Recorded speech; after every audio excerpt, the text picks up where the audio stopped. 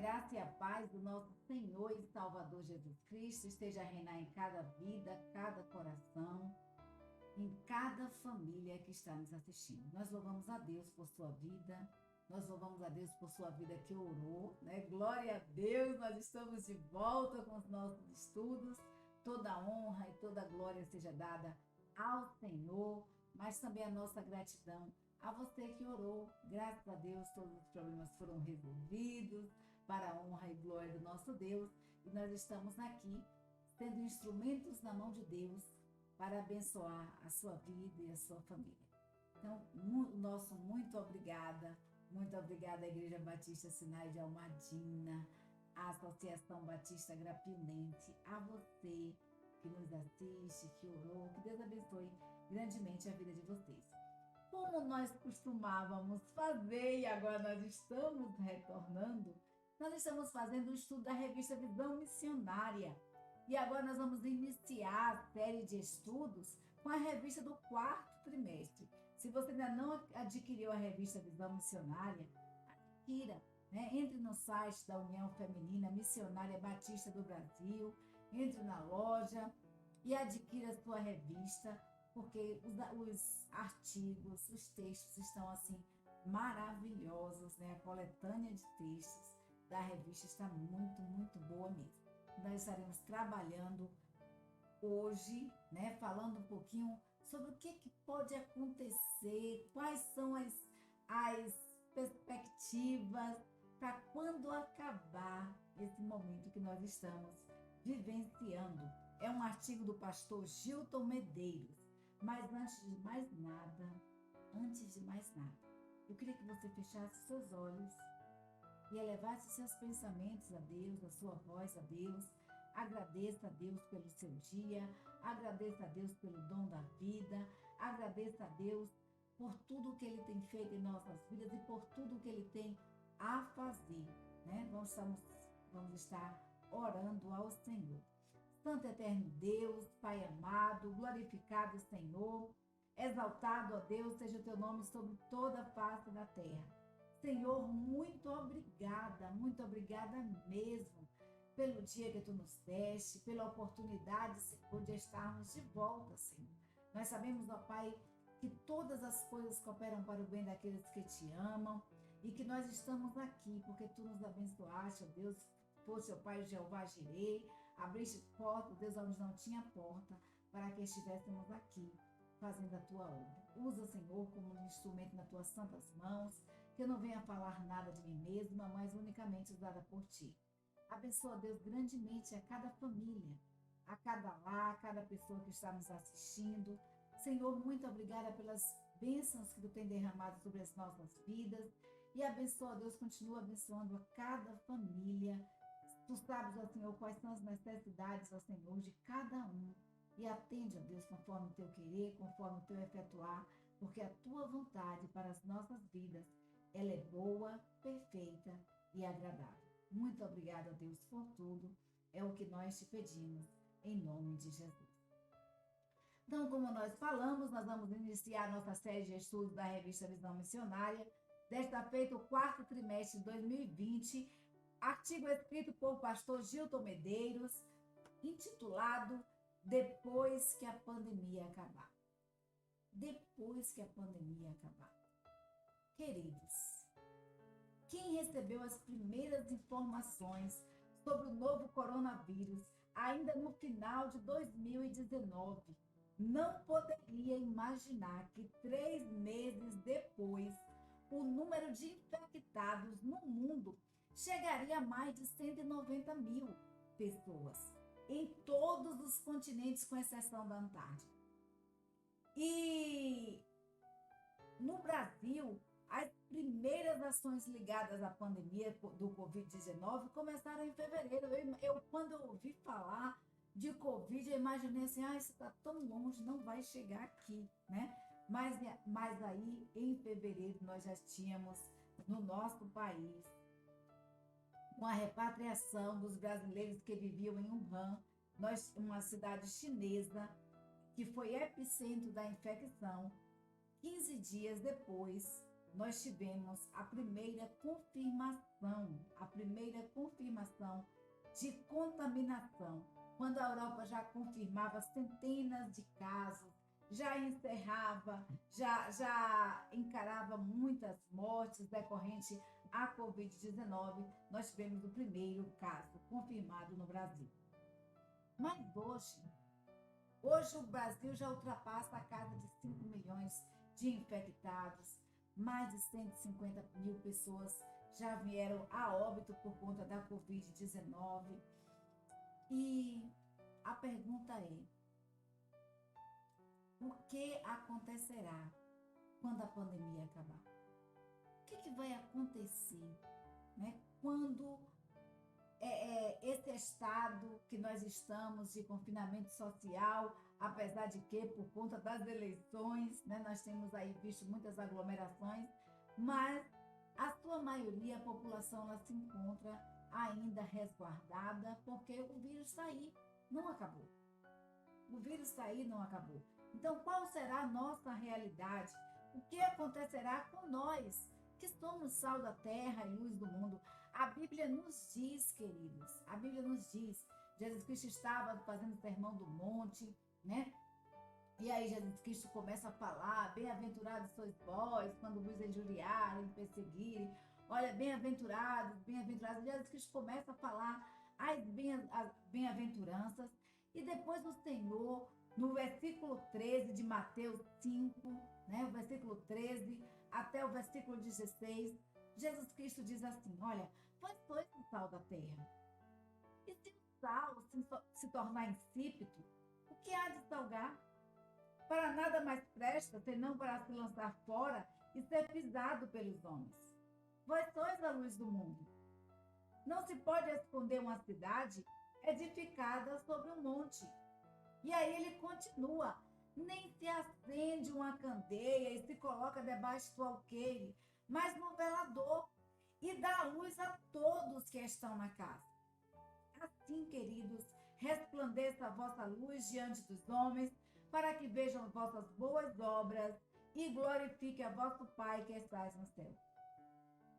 Jesus Cristo diz que nós somos o sal da terra e a luz do mundo.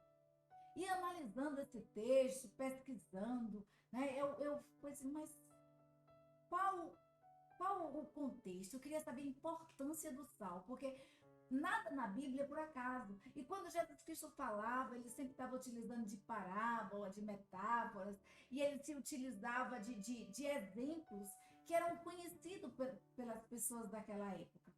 E desta feita não foi diferente. E eu imaginei assim, qual a importância do sal naquela época, né? Na época de Jesus? E qual a importância do sal para nós hoje? O sal é uma necessidade fundamental do ser humano.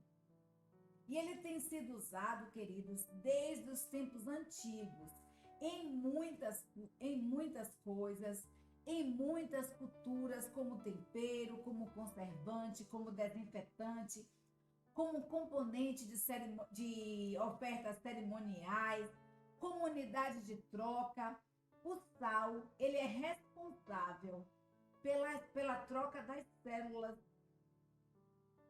com o seu meio externo, ajudando a absorver nutrientes e eliminar resíduos. É responsável no processo de contração muscular.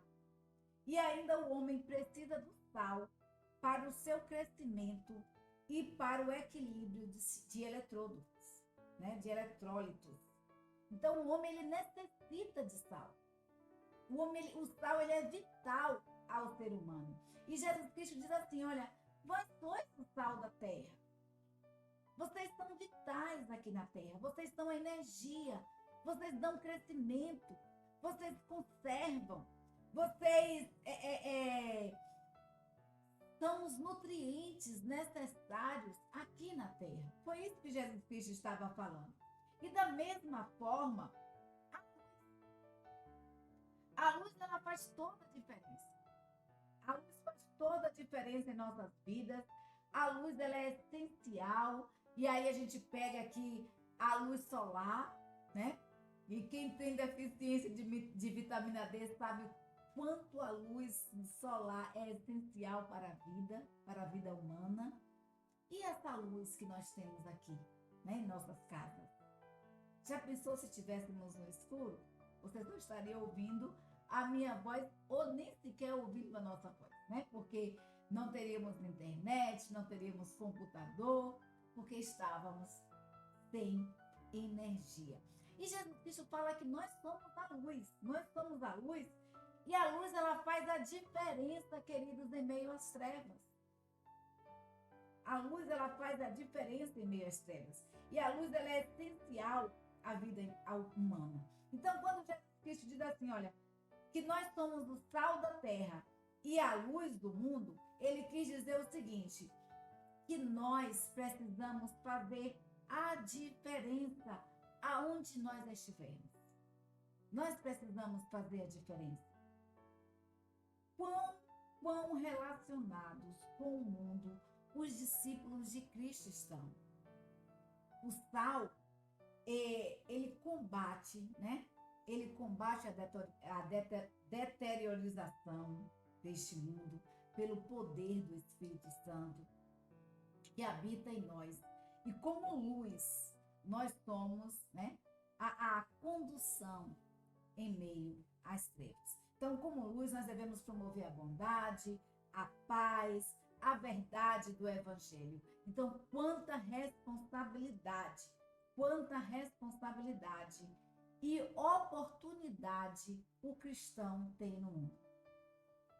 A responsabilidade é muito grande que Jesus Cristo deu a nós. E ele diz, vocês são sal, vocês são luz. Sal e luz, vocês precisam conservar a humanidade, de forma que o pecado não venha estar deteriorando vidas, não venha estar estragando famílias, não venha estar deteriorando relacionamentos. E vocês a luz do mundo. Precisamos conduzir o caminho. Então, imaginar os acontecimentos futuros é muito difícil. Há uma necessidade de vigilância, há uma necessidade de estar atento, mas a Bíblia também nos diz que nós precisamos observar os sinais. Então, precisar o que vai acontecer quando acabar a pandemia é difícil. Mas nós podemos ter uma prévia, nós podemos ter uma nuance do que vai acontecer. A Bíblia nos diz em Marcos, capítulo 13, versículo 28, diz assim, aprendei, pois, a parábola da figueira. Quando já os seus ramos se renovam e as folhas brotam, sabeis que está próximo o verão. Então, Jesus Cristo, queridos, em Marcos, capítulo 13, no versículo 27, ele diz assim, tendo terminado a descrição dos acontecimentos futuros, o Senhor voltou a discutir a necessidade de vigilância. Então, qual foi a discussão de Jesus com relação aos acontecimentos futuros? Jesus Cristo diz assim, perguntando para Jesus quando seria o fim. Quando seria o fim da humanidade, quando Jesus Cristo voltaria. Então, Jesus Cristo vai e fala o seguinte, olha, quando vocês ouvirem falar de guerras, de rumores de guerras, de pais contra filhos, filhos contra pais, nação contra nação, reino contra reino, terremotos, maremotos, isso é apenas um princípio do fim. E aí, como Jesus Cristo fala, né, e falava sempre por parábolas ou metáforas, toda a linguagem de Jesus Cristo era cheia de significados. Jesus Cristo utiliza uma linguagem que todos conheciam, que era a questão da mudança da estação do ano, né? E aí Jesus Cristo fala o seguinte, olha, aprendei a parábola da figueira, quando já o seu ramo se tornar tenro, sabeis que está próximo o verão. Vós, quando virdes sucederem estas coisas, sabeis que está perto, às portas. Na verdade vos digo que não passará esta geração sem que todas estas coisas aconteçam. Passará o céu, passará a terra, mas as minhas palavras não hão de passar. Mas aquele dia e hora, ninguém sabe, nem os anjos que estão no céu, nem o Filho, senão o Pai. Mas olha, cuidado, olhai, vigiai e orai, porque vocês não sabem quando chegará o tempo. Vocês não sabem quando chegará o tempo. É se um homem partindo para fora da terra deixasse a sua casa e desse autoridade aos seus servos, e a cada um a sua obra, e mandasse ao porteiro que vigiasse. Vigiai, pois, porque não sabeis quando virá o Senhor da casa. Se é tarde, se é meia-noite, se ao cantar do galo, se pela manhã, para que, vindo de improviso, não vos ache dormindo. E as coisas que vos digo, digo-as a todos. Vigiai, vigiai. Então, queridos, não há nenhuma indicação de que Israel esteja aqui simbolizada pela figueira. Mas, ao invés disso, a parábola é apenas uma demonstração da verdade que os acontecimentos futuros, eles lançam sombras sobre o presente. Então, quando essas coisas começarem a acontecer, sabemos que a consumação está muito próxima. E quais coisas são essas? Quais são as coisas que Cristo se refere? Como nós falamos anteriormente, as coisas estão ali nos versículos do 14 ao 25. Jesus ele começa a elencar os sinais que antecederão a sua segunda vinda. E nos afirma que, assim como é possível prever as estações do ano, pelas mudanças que ocorrem na figueira, pelas mudanças que ocorrem na natureza, da mesma forma, nós podemos ter um vislumbre do que acontecerá no futuro, do acontecimento futuro. Não é uma certeza, mas um vislumbre, né? Do que acontecerá, porque os acontecimentos futuros, eles lançam sombra sobre o presente. Então, Jesus diz, olha, aprendei a parábola da figueira. Quando já os ramos começarem a se renovar, né, e começarem a nascer novamente, as folhas brotarem, saírem verdinhas, vocês sabem que já está próximo o verão. Então, precisar que vai acontecer exatamente quando a pandemia acabar é imprudente. É imprudente. Mas o que nós podemos fazer, queridos, pelos acontecimentos presentes, nós podemos ter uma noção do que poderá acontecer quando a pandemia acabar. Então, como avaliar, mensurar, descrever o que nos trará o futuro pós-pandemia Covid-19? Então, mensurar isso para nós, igreja, como a igreja do Senhor, que é o sal da terra, que é a luz do mundo, como nós nos encontraremos, de que forma nós estaremos. Nós que somos servos do Senhor, famílias, igreja, podemos ou não, podemos e devemos esperar que virão prever, né, como será o futuro, imaginar como será o futuro e imaginar coisas melhores, né? Então, os tempos virão, as medidas de restrição, elas acabarão, haverá um momento, nós já estamos vendo a questão da flexibilização, né, da quarentena. Então, as medidas impostas pela sociedade, pelas autoridades, como mecanismo de contenção à propagação do novo vírus, quando isso acabar, o que vai acontecer? Como nós falamos, é difícil, o futuro pertence a Deus. Precisar exatamente o que vai acontecer é algo que compete só a Deus. Como diz a a sabedoria popular, né? O futuro a Deus pertence. Então a Bíblia nos ensina o seguinte: olha, não se glorie do dia de amanhã, porque vocês não sabem o que trará a luz. Então, resumindo tudo, tentar delinear o que nos reserva para o amanhã é um esforço que, mesmo bem fundamentado, bem alicerçado, pode trazer algumas frustrações. Nós podemos prever algumas coisas e nos frustrarmos futuramente. Mas para quem se atreve a tentar antecipar os acontecimentos pelos vislumbres que nós vemos aqui, né?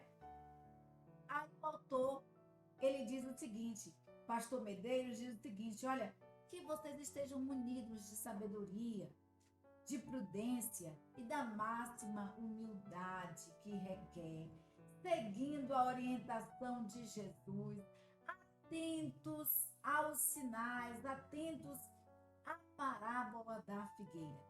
Então, nós vamos nessa noite fazer, aqui o pastor Medeiros ele nos convida a fazer um exercício de análise das tendências que estão se definindo para os próximos meses, os próximos anos, né, em relação à Covid-19. Então, os atuais impactos da pandemia em todo o mundo, eles já são percebidos de forma contundente, numa velocidade extraordinária, sem precedentes. Pessoas foram afetadas, suas famílias e os demais espaços da sociedade. Foi uma velocidade recorde. Eu não imaginava que seria assim. Então, nós não precisamos aqui, nesta noite, descrever os prejuízos, as dores, as vidas que estão se perdendo, que se perderam, porque isso já está sendo divulgado diariamente pelas mídias sociais, pelos meios de comunicação. Isso nós temos visto em nossas igrejas, em nossas famílias, nós temos presenciado, nós temos sentido. Então, não cabe a mim agora estar descrevendo, né, os prejuízos da Covid-19. Mas as consequências da pandemia, elas ainda estão sendo delineadas. E o que se pode antecipar é que quando a pandemia ela for superada, nós teremos um cenário social completamente diferente, com possibilidades de mudanças no comportamento pessoal, social. Nós teremos um outro cenário. Nós teremos um outro cenário na humanidade. E aí o pastor, ele começa a elencar alguns sinais que podem ser vistos agora, que nós podemos ter um vislumbre do futuro, do momento futuro, porque nós estamos vendo isso agora, que é mais a questão de mais generosidade e menos egoísmo, né? Nós temos mais essa questão do dar. Nós temos visto que o impacto da perda da segurança, da sensação de segurança e de controle que as pessoas tinham antes da pandemia, se perdeu. Essa segurança, essa questão da estabilidade financeira, da estabilidade social, emocional, nós temos visto que foi se perdendo. Então, o controle que as pessoas tinham antes da pandemia, como chegaram alguns estudiosos a antecipar, trouxe mais abertura e sensibilidade às necessidades do outro.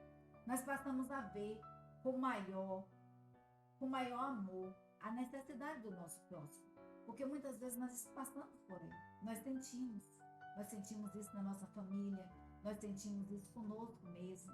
Então, as várias tendências estão sendo observadas com relação às iniciativas de pessoas físicas que começaram a se mobilizar, doando cestas básicas, né? Nós temos visto aí muitos artistas, muitas igrejas, associações, empresas, o próprio governo que está criando um mecanismo para estar ajudando as pessoas que são mais vulneráveis ao efeito da pandemia. Então, essa sensação de estabilidade que foi perdida, essa sensação de controle que a humanidade tinha e que se curvou diante de um vírus, a gente tem visto que tem tido mais generosidade, menos egoísmo.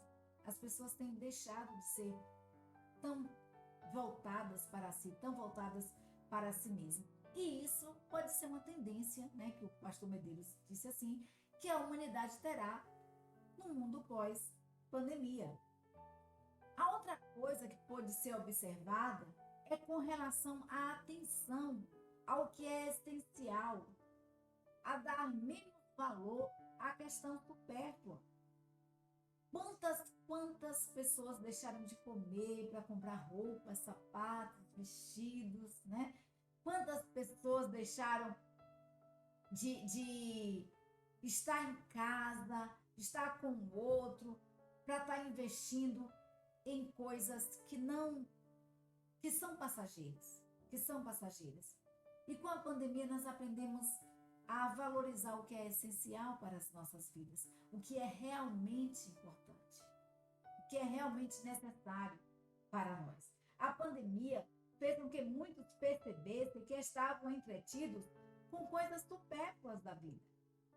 Até mesmo no espaço da igreja, em algumas questões, havia preocupações com formalidades. O culto, olha, tem que ser assim, o culto tem que ser assado, o culto tem que começar a tal hora, terminar a tal hora, tem que seguir essa regra, né? Então, havia muita preocupação, e até mesmo na igreja, com as formalidades que estavam roubando a atenção do essencial.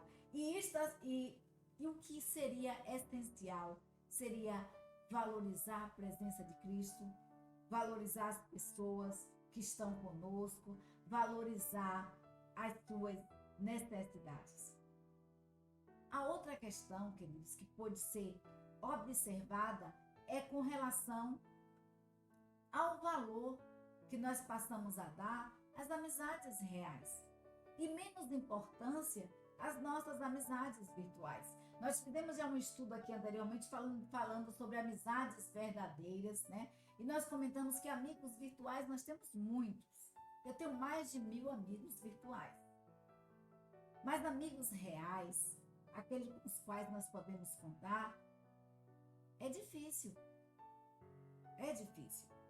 Então nós passamos agora, nesse momento que nós estamos vivenciando, nós passamos a dar mais valor às nossas amizades reais, à nossa família, aos nossos amigos, né? As restrições impostas ao convívio e às interações sociais têm despertado as pessoas para a importância do abraço, do aconchego, do aperto de mão, do estar juntos.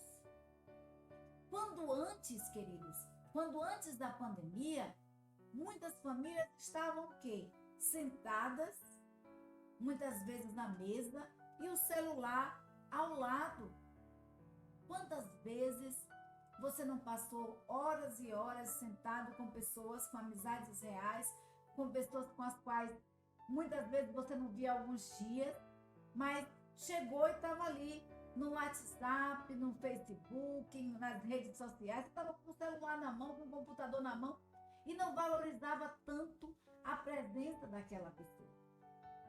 Mas com as restrições impostas, as restrições sociais, as interações sociais, têm despertado as pessoas para a importância de estar junto, para a importância de estar junto com o filho, com o marido, com a esposa, com os amigos, com os irmãos da igreja, aquele momento de sentar depois do culto, estar na porta da igreja, conversando, olha como é que você está. Trouxe esse sentimento de saudade, trouxe esse sentimento de tá fazendo falta, tá fazendo falta. Então, o que o pastor Medeiros diz é o seguinte, que nós passaremos futuramente a dar mais valor às amizades reais e menos importância às amizades virtuais. A cada dia de isolamento social que se passa, mais evidente se torna o valor do convívio entre as pessoas.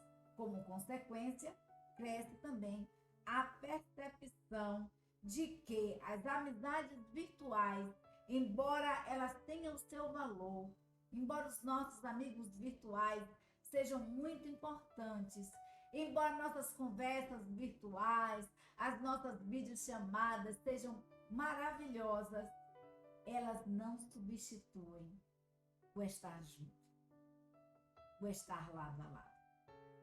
Elas não substituem as amizades reais.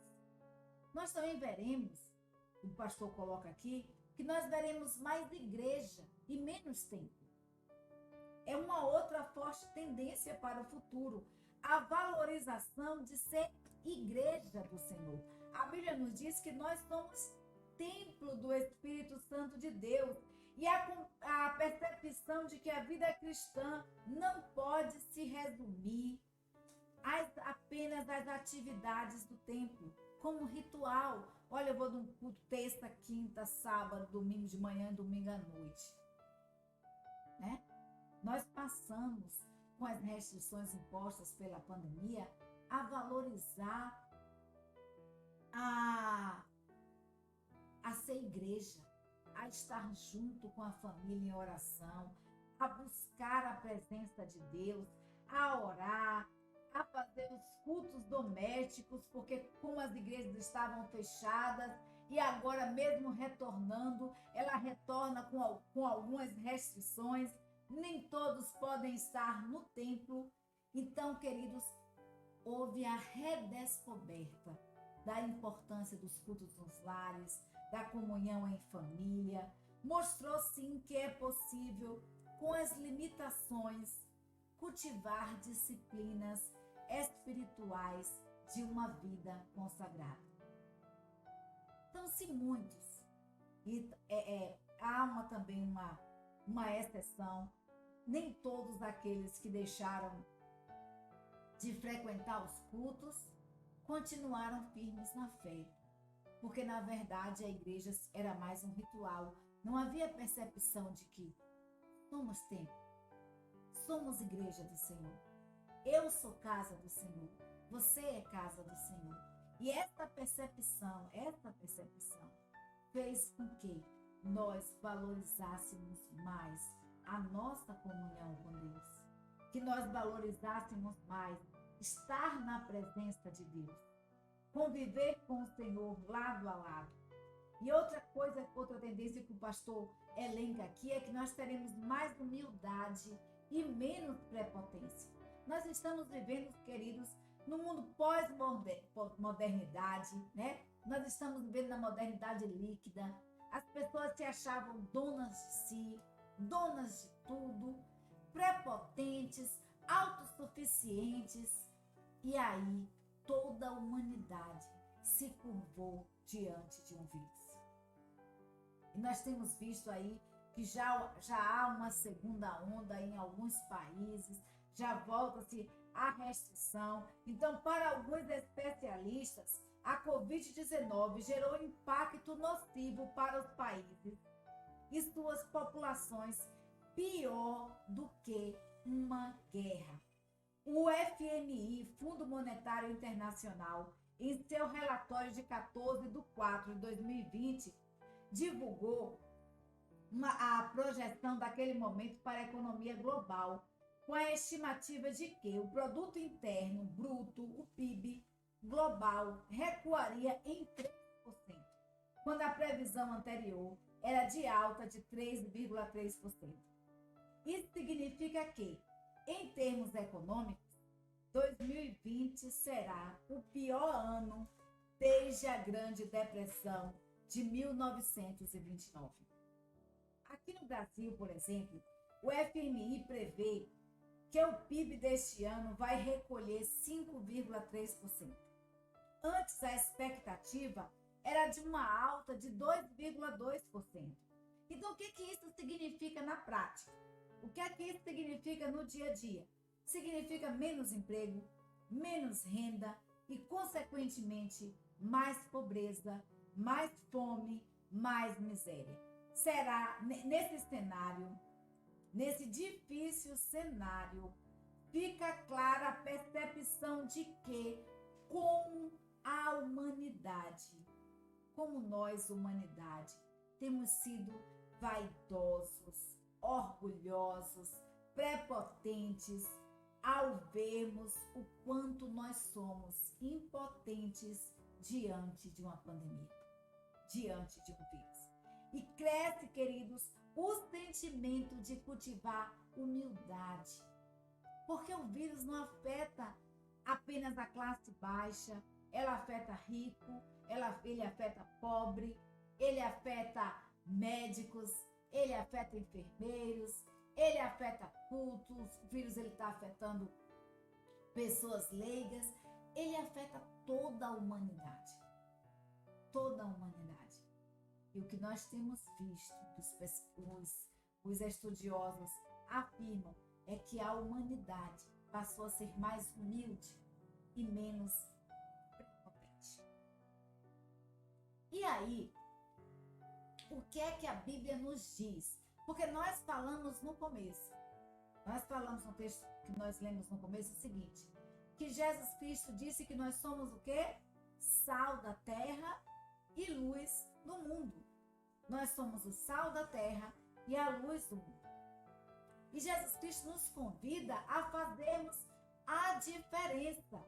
Então, eu e você, como igreja do Senhor, como templo do Espírito Santo, nós precisamos fazer a diferença. E 2 Crônicas 7, 13 e 14 diz assim, e esse é um texto que eu tenho uma experiência pessoal muito grande com ele, amo esse texto, porque a gente pode ver a promessa de Deus, o agir de Deus e cobrar, né? Cobrar de Deus, né? Às vezes eu sou muito assim, eu acabo cobrando do Senhor as promessas dele para as nossas vidas. Então, o que Crônicas 7, 13 nos diz? Diz assim, se eu cerrar os céus, de modo que não haja chuva, ou se ordenar os gafanhotos que consumam a terra, ou se enviar peste entre o meu povo, se o meu povo, que se chama pelo meu nome, se humilhar e orar e me buscar e se converter dos seus maus caminhos, então eu ouvirei dos céus, perdoarei os seus pecados e sararei a sua terra. Promessa de Deus. Queridos, é uma promessa do Senhor. Esse texto, Deus fala esse texto em resposta a uma oração de Salomão. A Bíblia nos diz que depois que Salomão terminou de construir o templo, Salomão ele ora ao Senhor. E ele diz assim para Deus. Salomão, em sua oração para Deus, já no finalzinho, ele diz assim, olha Deus, ele agradece a Deus pela construção do templo, né? Ele agradece a Deus pela presença do Senhor em suas vidas, pela presença de Deus no seu reinado, pela sabedoria que lhe é concedida. E aí Salomão, como todo servo do Senhor, como todo aquele que se conhece como igreja, Salomão ele tem uma preocupação com a santidade, não só com a sua santidade, mas com a santidade de todo o povo de Israel, do povo qual ele governava.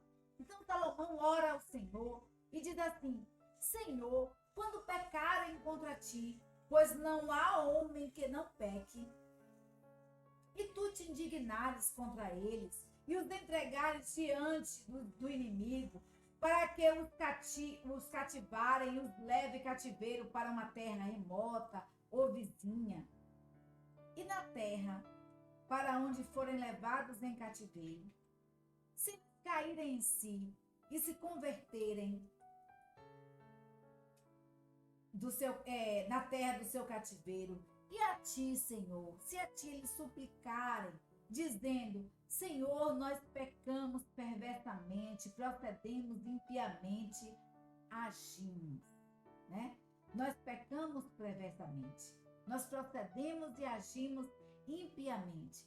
E se esse povo se converter a ti de todo o coração e toda a sua alma, e na terra do seu cativeiro que os levaram presos e orarem ao lado da sua terra, que deste a seus pais para esta cidade que escolheste e para esta casa que eu edifiquei, se eles orarem voltados para a tua terra, Senhor, para a tua casa, para essa casa que eu edifiquei, se eles se voltarem para ti, então, Deus, ouve, desde os céus, tu que estás assentado da tua habitação, ouve a sua oração e as suas súplicas e escuta o seu direito, perdoa o teu povo que houver pecado contra ti. Agora, pois, ó Deus meu, estejam atentos os teus olhos e abertos os teus ouvidos à oração deste lugar. Levanta-te, pois, agora, Senhor Deus, para o teu repouso, tu e a arca da tua fortaleza, os teus sacerdotes, ó Senhor Deus, sejam revestidos de salvação, e os teus santos se alegrem do bem. Ó Senhor Deus, não faças virar o rosto do teu ungido. Lembra-te das misericórdias de Davi, teu servo. Isso está escrito em 2 Crônicas, capítulo 6, versículos de 36 a 42. Essa foi a oração de Salomão. A arca do Senhor, ela era sempre conduzida para os acampamentos de Israel. Então, onde Israel assentava, construía a tenda, né, ali, e a arca do Senhor era colocada no Santo dos Santos, que simbolizava a presença de Deus. Salomão terminou de construir a casa do Senhor, e Salomão disse para Deus assim: olha, Senhor, se o teu povo por acaso se voltar para ti, pecar, e esse povo for levado em cativeiro, e houver pestes, se esse povo padecer, Senhor, se esse povo lá cair em si, abrir os seus olhos e se converter e voltar para a tua face, voltar para a tua casa, orarem para ti, orarem buscando a tua face, voltarem para esta casa que eu construí, Senhor, se eles se converterem de coração, ouve a oração do teu povo. E aí Deus, à noite, aparece em sonho a Salomão e responde à oração de Salomão. E nunca, queridos, nunca a resposta de Deus à oração de Salomão foi tão atual e necessária. Precisamos, como povo de Deus, como igreja, nos voltarmos para a face do Senhor. Precisamos, como humanidade, cairmos em si e percebermos o quão arrogante, imprudente, egoístas nós fomos. O quão pecadores nós somos. E nós precisamos nos voltar para Deus, porque Deus faz uma promessa. Deus responde a Salomão e ele diz, olha o que Deus diz: se eu cerrar os céus de modo que não haja chuva, se ordenar os gafanhotos que consumam a terra, toda a alimentação, toda a plantação, se eu enviar peste, com a qual nós estamos vivenciando agora, se o meu povo, se esse povo que chama pelo meu nome, se esse povo orar, se converter dos seus maus caminhos, se humilhar, buscar a minha face, eu, o Senhor, ouvirei dos céus. E eu vou perdoar os seus pecados. E eu vou sarar a sua terra. Queridos, é um convite para mim e você a estarmos diante de Deus, orando ao Senhor, para que o Senhor sare a nossa terra, para que o Senhor sare a nossa nação, para que o Senhor sare o mundo, para que o Senhor retire essa praga da humanidade. Nós precisamos ser sal e nós precisamos ser luz. E se nós, como sal, nos tornarmos insípidos, Jesus Cristo pergunta como vai se restaurar o sabor, como esse sal vai salgar para nada mais serve, não serve para ser jogado fora. Nós precisamos temperar. Nós precisamos restaurar células. Nós precisamos ser instrumentos de Deus na restauração de vidas. Então, todas as tendências que aqui foram apresentadas, mais humildade, menos prepotência, mais valorização das amizades reais e menos valorização das amizades virtuais, mais importância para o essencial e menos importância para o supérfluo. Tudo isso são tendências. São tendências que nós ressaltamos no início, não tem como prever. Não tem como prever se há como se confirmar ou não. Mas por mais que pareçam que são evidentes, nós não podemos nos esquecer que só a vontade do Senhor é soberana. Só ela é capaz de prever e é ela que prevalece para sempre. A Bíblia nos diz que passarão os céus e a terra, mas as palavras do Senhor não hão de passar. A Bíblia nos diz, queridos, que os céus e os céus dos céus são do Senhor teu Deus. Pois o Senhor vosso Deus é o Deus dos deuses e Senhor dos senhores. O Deus grande, poderoso, temível, que não faz acepção de pessoas e que não aceita suborno. Então,